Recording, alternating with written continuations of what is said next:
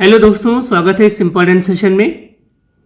आज हम लोग डिस्कस करने वाले हैं यूपी टीजीटी का सिलेबस। हम सभी लोग जानते हैं कि उत्तर प्रदेश एजुकेशन कमीशन ने टीजीटी की एक प्रस्तावित एग्ज़ाम की डेट दे दी है कि दिसंबर लास्ट या जनवरी लास्ट तक आपका एग्ज़ाम हो जाएगा। तो आपके पास जो बचा हुआ महीना है, 1 महीने 1.5 महीने का, इसमें आप टीजीटी में कौन से टॉपिक सेलेक्टेड करेंगे, किस तरीके से करें जिससे आपका एग्ज़ाम आसानी से निकल जाए। तो हम सबसे पहले देखते हैं कि जो विज्ञान हमारा साइंस के बच्चे हैं उनके पेपर में क्या आएगा। तो भौतिक विज्ञान का जो पार्ट है उसमें आपका क्लास 11th लेवल का या 9th-10th लेवल का आएगा डायमेंशन एंड मेजरमेंट। इसमें हम पढ़ते हैं एसआई सिस्टम क्या होता है, सीजीएस सिस्टम क्या होता है, एफपीएस सिस्टम क्या होता है, फंडामेंटल क्वांटिटीज़ क्या होती हैं, ड्राइव क्वांटिटीज़ क्या होती हैं, वेक्टर्स क्या होते हैं, टेंसर क्या होते हैं, स्केलर क्या होते हैं, ये सारी इससे रिलेटेड क्वेश्चंस ये मैं सब कराऊंगा आप लोगों को।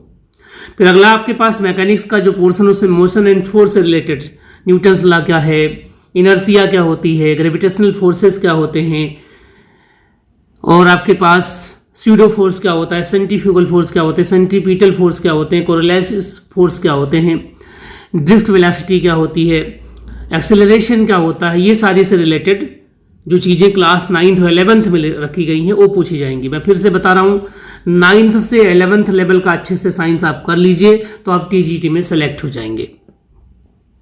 हीट एंड थर्मोडायनेमिक्स 9 से 11th लेवल तक का, optics, electricity and modern physics. Modern physics भी आपको करना है जो आपके 12th के एग्जाम में 12th का जो सिलेबस है वो वाला पोर्शन। इससे दो फायदा होगा कि केमिस्ट्री का आपका जो एटॉमिक स्ट्रक्चर वाला पोर्शन है वो रेडी हो जाएगा। केमिस्ट्री में आपको क्लास 9 लेवल से स्टार्ट करना है। मैटर क्या होते हैं, लॉज ऑफ रासायनिक कॉम्बिनेशन, मतलब कि आपका जो बेसिक है केमिस्ट्री का जिससे मूल कॉन्सेप्ट जनरेट हुआ है, उन 5 लॉज को पढ़ना है। Law of mass conservation, law of definite proportion, law of reciprocal proportions, law of multiple proportions, ये सारी चीज़ें आपको अच्छी तरीके से पढ़नी है। एंड केमिकल इक्विवेलेंस भी पढ़ना है। फिर डिफरेंट तरीके के जो मॉडल्स हैं, जैसे कि डाल्टन्स का मॉडल क्या था, थॉमसन का मॉडल क्या था, और रदरफोर्ड का मॉडल क्या था, सोमरफील्ड का मॉडल क्या था, और मॉडर्न मॉडल क्या है, इनमें डिफरेंसेस क्या क्या है, वो सारी चीज़ें आपको पढ़नी है। एटॉमिक स्ट्रक्चर्स में इलेक्ट्रॉन, प्रोटॉन, न्यूट्रॉन की खोज क्या है, रदरफोर्ड का जो अल्फा पार्टिकल एक्सपेरिमेंट था वो क्या था, समरफील्ड मॉडल, ये सब क्वांटम नंबर्स क्या होते हैं, बहुत इंपॉर्टेंट क्वेश्चन है और ये मैं आप लोगों को इस 1 महीने के अंदर सारा कराऊंगा। डी ब्रॉगली इक्वेशन क्या होता है, हाइजेनबर्ग अनसर्टेनिटी प्रिंसिपल क्या होता है, रेडियो एक्टिविटी क्या होती है, इसमें सोडी फजान का रूल क्या है, ग्रुप डिस्प्लेसमेंट लॉ किसे कहते हैं, आप किसी पर्टिकुलर सैंपल की या जो आपके पास फॉसिल्स होती है उसकी एज कैसे निकालेंगे, अल्फा बीटा गामा की कैरेक्टरिस्टिक्स क्या होती हैं, इनकी यूनिट क्या होती है, साई यूनिट क्या होता है, बेकुरल क्या होता है, क्यूरी क्या होता है, रेम क्या होता है, ये सब सारी चीज़ें हम लोग सीखेंगे। आइसोटोन क्या होते हैं, आइसोटोन्स क्या होते हैं, आइसोबार क्या होते हैं, उसके बाद आइसो डाइफर क्या होते हैं, आइसो इलेक्ट्रॉनिक्स क्या होते हैं, आइसो स्टर्स क्या होते हैं, आइसो स्ट्रक्चरल क्या होते हैं, सब सीखेंगे हम लोग। फिर आता है केमिकल बॉन्डिंग। केमिकल बॉन्डिंग जो से हम कहते हैं बैकबोन ऑफ केमिस्ट्री। इसमें एक्चुअली में वैलेंसी क्या होती है, लुईस डॉट फार्मूला लिखते कैसे हैं, फार्मल चार्ज आता कैसे है, ऑक्टेट रूल क्या होता है, जो आपके डिफरेंट तरीके के बॉन्ड हैं, covalent bond, coordinate bond, ionic bond, dative bond, father bond, ये सारी बॉन्ड के बारे में हम लोग सीखेंगे। उसके बाद हाइब्रिडाइजेशन कैसे निकालते हैं, वो सारी चीज़ें। अब आता है कि रासायनिक अभिक्रियाएं, ये भी आपका 10th और 11th लेवल का। जनरली आपको एडिशन रिएक्शन करना है, सब्स्टिट्यूशन रिएक्शन करना है, डिकम्पोजिशन रिएक्शन करना है ना, डबल डिकम्पोजिशन करना है, 9th की बुक्स में मिलती हैं सारी चीज़ें, और एक्सोथर्मिक करना है, एंडोथर्मिक करना है, और आपको कैटालाइज रिएक्शन भी करने हैं, स्लो रिएक्शन भी करना है और फास्ट रिएक्शन भी करना है। उनके सिंबॉलिक रिप्रेजेंटेशन कैसे करते हैं, ये सब बातें हम लोगों को इस वाले यूनिट में पढ़ना है। फिर आता है इलेक्ट्रोकेमिकल सेल, तो दोनों में फायदा होगा। ये जो आपका इलेक्ट्रो वाला चैप्टर है क्लास 11th का, सॉरी 12th का, उससे करना है कि नर्स के क्वेश्चन क्या होते हैं, इलेक्ट्रोड पोटेंशियल क्या होता है, रिवर्सिबल सेल क्या होते हैं, स्टोरेज सेल क्या होता है, ड्राई सेल क्या होता है, ये सारी बातें। फिर आता है पीरियोडिक टेबल्स, हमें बहुत अच्छे से करना है, यहाँ से क्वेश्चन बहुत सारे आते हैं।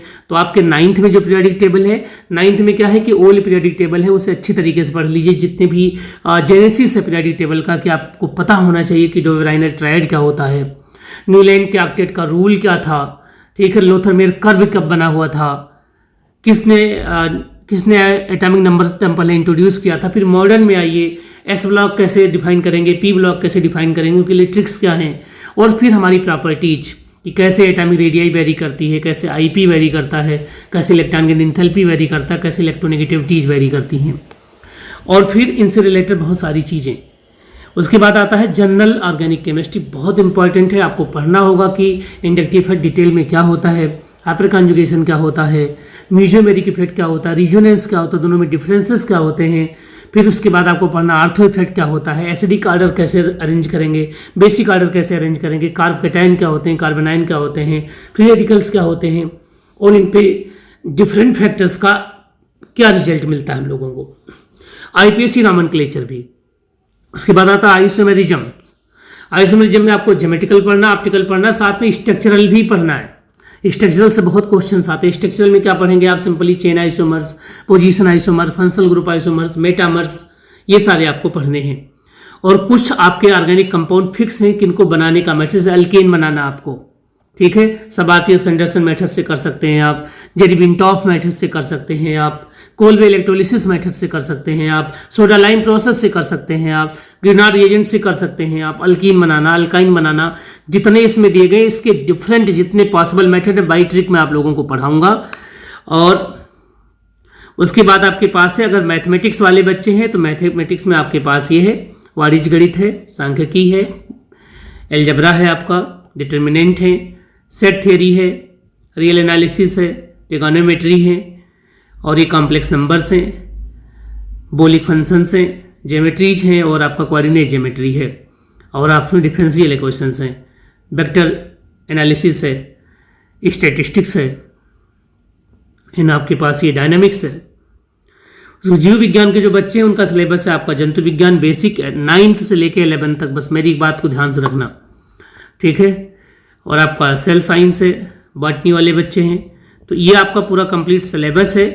इसमें बस इतना याद रखना है कि आपको बहुत स्टैंडर्ड बुक पढ़ने की ज़रूरत नहीं है। नीट लेवल का कोई भी नोट या मैं आपको नोट्स प्रोवाइड कर दूंगा जिसमें 9th की सारी चीज़ें हों, 10th की सारी चीज़ें हों, और साथ में 11th पूरा हो। अगर आप ये करके जाते हैं तो टीजीटी आपका जरूर निकलेगा।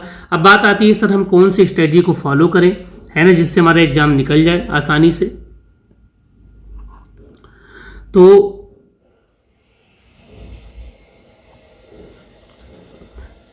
आपको सबसे पहले एग्जाम का पैटर्न क्या होता है, ठीक है, मार्किंग स्कीम क्या होती है, नेगेटिव मार्किंग होती है कि नहीं होती, जनरली से एग्जाम में नेगेटिव मार्किंग नहीं होती है, कितने क्वेश्चंस आते हैं, टाइप्स ऑफ क्वेश्चन क्या होते हैं, एग्जाम पैटर्न क्या होता है, इसको अच्छी तरीके से जान लीजिए। हर एक पे मैं वीडियो बना दूंगा कल तक, ठीक है। क्वेश्चन पेपर मेरे पास सारे हैं, करीब 8-10 साल के पुराने पेपर्स हैं।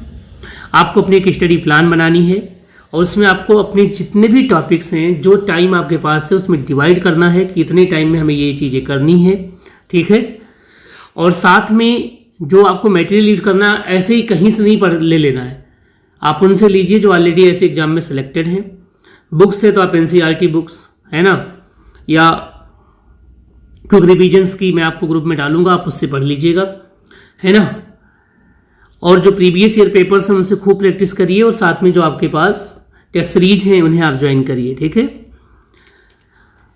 जो भी आपके सब्जेक्ट से रिलेटेड, सिलेबस से रिलेटेड नई चीज़ें हैं उनसे आप अपडेट रहिए कि क्या क्वेश्चन पिछले 2-3 सालों में नए आ रहे हैं जो पहले नहीं आते थे, है ना। जैसे मैं आपको एग्जांपल बताऊं, 2012 के बाद से प्योर वाटर की मोलरिटी पूछी जाने लगी, बहुत पूछी जाने लगी। 2020 के बाद CO का बॉन्ड ऑर्डर पूछा जाने लगा, है ना। तो कुछ क्वेश्चंस ऐसे हैं हर सब्जेक्ट में जो रिसेंटली वो फैशन में चल रहे हैं, आपको उनको पढ़ना ही पढ़ना है। आपको कुछ स्टडी ग्रुप ज्वाइन कर लीजिए जिससे आपके जो दोस्त हों आपकी हेल्प कर पाएँ, ठीक है। और इस एग्जाम के दौरान आपको अपनी लाइफ स्टाइल बहुत हेल्दी रखनी है जिससे आप बीमार ना हो। आप ऐसे फूड खाइए जो आपके हेल्थ के साथ साथ आपको ब्रेन को भी सपोर्ट करे। फंक्शंस वगैरह में जाना थोड़ी दिन के लिए बंद कर दीजिए, शादी वगैरह ये दुनिया की जो चीज़ें हैं, कुछ दिन के लिए आपको विद्यार्थी के लक्षण को अपने अंदर लाना है। आप जानते हैं विद्यार्थी के लक्षण क्या है, काक चेष्टा भको ध्यानम स्वान निद्रा तथैचा अल्पाहारी गृह त्यागी विद्यार्थी पंचम लक्षणम। और पॉजिटिव रहना है, और इस तरीके से पॉजिटिव कॉन्फिडेंट रहे कि मेरा होगा चाहे किसी का हो या ना हो। जिसने ये सोच लिया कि मेरा होगा, क्यों होगा, क्योंकि मैं पढ़ रहा हूँ जी, मैं रोज़ 5 घंटे 6 घंटे रोज़ पढ़ रहा हूँ और जितना सिलेबस है सब मुझे आता है, अगर ये फीलिंग आपको आ गई एग्ज़ाम से 10 दिन पहले या 2 दिन पहले 4 दिन पहले, तो आप श्योरली सेलेक्ट होंगे। तो उम्मीद है कि आप मन से जुड़ेंगे। आपको और कोई भी क्वेरी हो किसी भी तरीके का तो आप मुझसे कांटेक्ट कर सकते हैं।